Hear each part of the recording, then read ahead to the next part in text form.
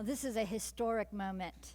And it's historic not just because we're here at TEDx, but because this is the transformation of the book. And it is something that we've been waiting for all our lives. And around the world, thousands of people are working on, and these are booksellers and educators and librarians and authors and agents, and are working on the promise of digital books. What more can a book be? So when Gutenberg created his extraordinary Bibles, they looked a lot like the hand calligraphy from the monks. So too, when we created digital books, they looked a lot like their print counterparts. But today, we're actually beyond that. We're actually creating something new, something that's beyond the physical version. And the ebooks revolution has had this amazing effect. It's not only, I hear a lot, in fact, I heard it back there, are books dead? Are print books dead? No, print books aren't dead. In fact, we're seeing a revitalization of books, and it's coming because of ebooks. Today, the question we're asking is, what more can digital books be? And there are thousands of people working on this. What I'm going to focus on is 4 major trends, 4 things that people are doing. And I'm just going to report back to you some of what's going on. We're making books. Today we're making books that are more interactive, that are smarter, that are more social, and that are more personal. These are books like you've never seen them before. So let's talk about it. Let's talk about more interactive books. What do we mean by that? So interactivity, it means that you can actually touch the content. When you talk about interactive books in physical form, they kind of look like that, right? They look like pop-up books. When you talk about interactive books in digital form, they exist in a lot of different ways. One of the biggest books that was launched was actually launched at TED, and it was it was Our Choice. It was done by Al Gore. It was the sequel to An Inconvenient Truth. And it had some extraordinary videos that were swipeable and some amazing data displays that you could actually touch and play with, and they would relate to you in different ways. What's really cool is today we're taking those kinds of interfaces and we're putting them into the books that you can read and into the books that we use to teach you and your children. So I'm going to use as an example of interactive books the problem of Shakespeare. Now, you probably don't know that Shakespeare has a problem, but indeed it exists. And when a teacher goes in to teach Shakespeare, they'll frequently face a class that looks a little like that. Now, what's interesting is, and I think you know this, that Shakespeare contains a lot of swear words, a lot of sex, and a lot of violence, right? So what's wrong with these students? Why aren't they more engaged with something that is so exciting?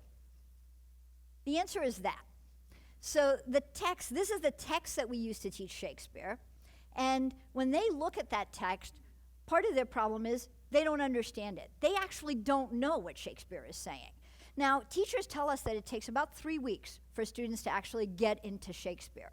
Okay? And actors tell us the same thing, that from the stage, they can tell when an audience is finally getting it, like when they're actually beginning to understand the text. And it takes an audience usually about 15 to 20 minutes. The problem that they're having, and particularly the problem that the students are having, is they don't understand the text. And the text is actually getting between them and the art and getting between them and the learning. There are a lot of people working on this. This is our version of Shakespeare. It's called Shakespeareans, but there's a lot of different people working on this. This was built in iBooks Author, and what we've done is created an interactive book where you can touch the text that you don't understand, and it'll pop up and tell you what that text means. So you don't have to look it up anymore. You don't have to go anywhere. No back of the book, no down the book. This is just immediate, right? And the other thing that we've done that we heard from teachers, and this is really interesting, it came from them, was that students have problems understanding that Shakespeare is a performance text, that how you experience Shakespeare is actually based on the performer, the actor, and that different actors will actually create Hamlet for you in different ways. So how do we explain that to somebody? Well, what we did is we embedded for scenes, for very specific scenes, we actually embedded performances, great performances, Kenneth Branagh, Sir John Gielgud, Sir Laurence Olivier, so that, and we embedded multiples of them, so that you can see that, you know, how an interpretation might vary. I'm going to demo this for you right now. So you're going to see the meaning pop up here.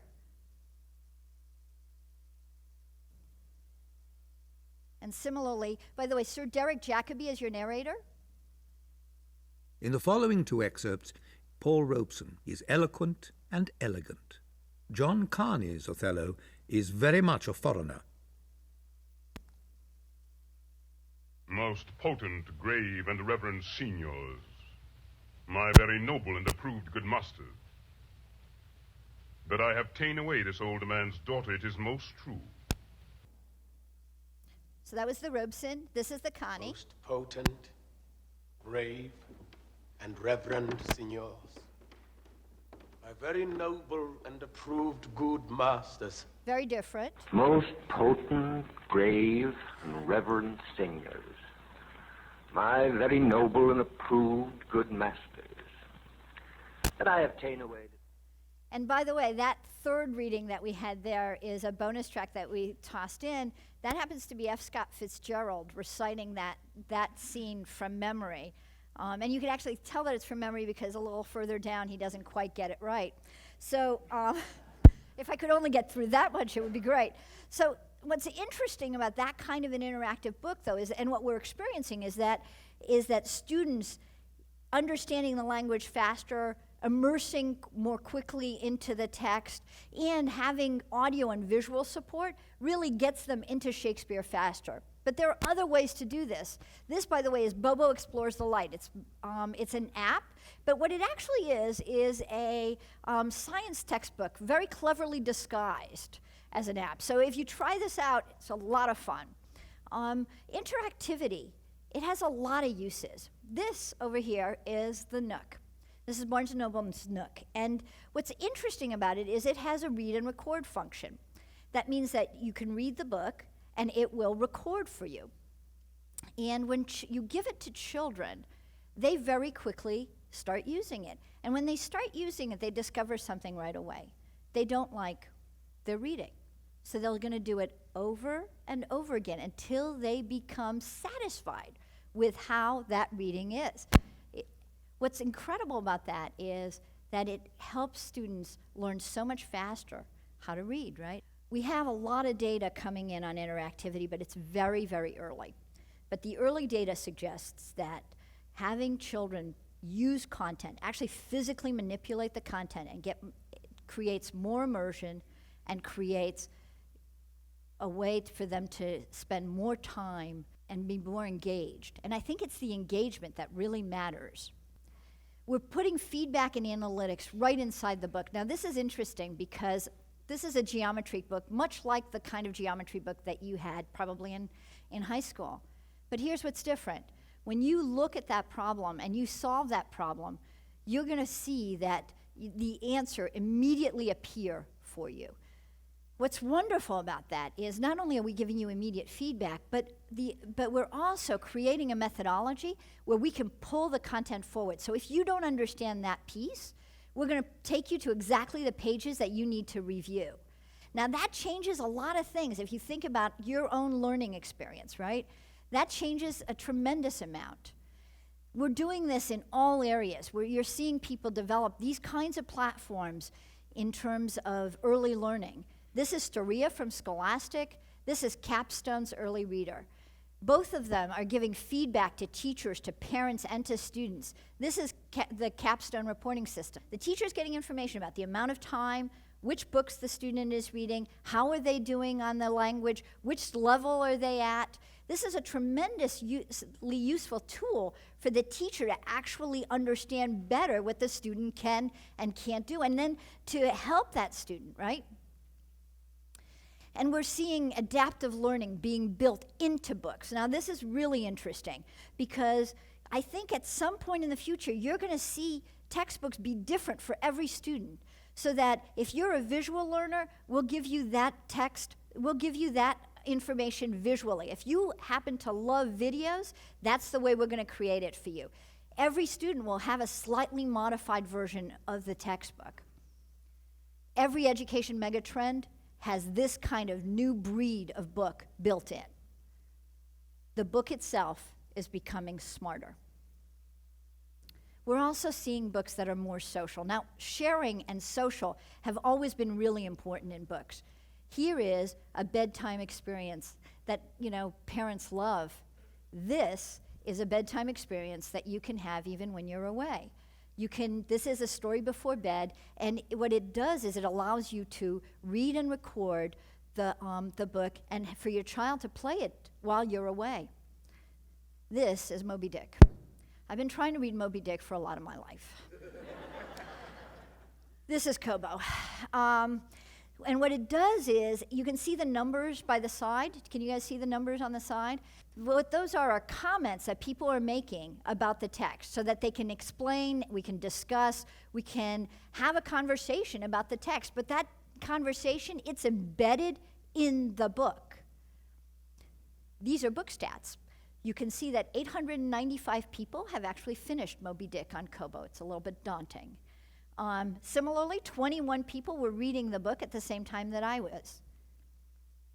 And in fact, you can get badges. This is the book made far more social. In fact, what we're doing is we're creating a social experience and we're embedding it inside the book. We're also making books more personal.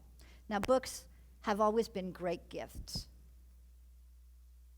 We give them to one another and we use them to express how we feel. Today, we can do so much more. We're going to make books so much more personal for you. We're going to show you right here an app that we're going to be launching called Put Me in the Story. And what it allows you, there's a lot of people working on this space, but what it allows you to do is to insert the name of your child and insert their picture into best-selling picture books. This is Put Me in the Story.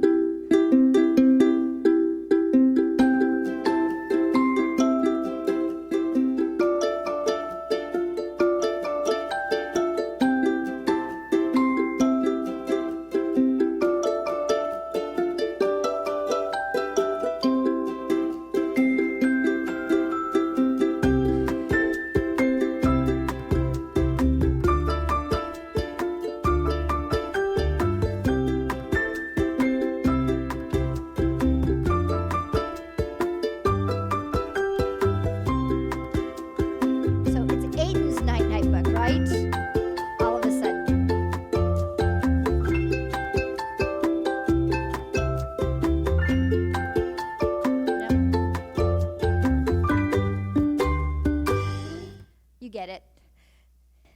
So what's amazing about this is that it's a magical experience for kids, right? You can, and for parents. And what's really extraordinary is that down the road you'll be able to print that book. You'll be able to personalize that specific book and give it to Aiden. What's revolutionary about what's happening in digital books today is the shift we've made. We've moved from being concerned about books and content to being concerned about readers. We're really focusing today on the reader experience. How can we help you connect with that book better? How can we help you learn that information better? How do we help you immerse, interact, engage with that content differently? How do we make it more fun? All of those questions are being asked today in the history that's being made in digital books. Our first experiences with books occur when we're children and with textbooks. But our children are going to have all new experiences. They're going to have books that talk to them. They're going to have books that are experiential, books that are social, books that are personal, books that are new. This is the boundary of what the book can be. And today, we are just beginning to explore the possibilities of the future of the book. Thank you.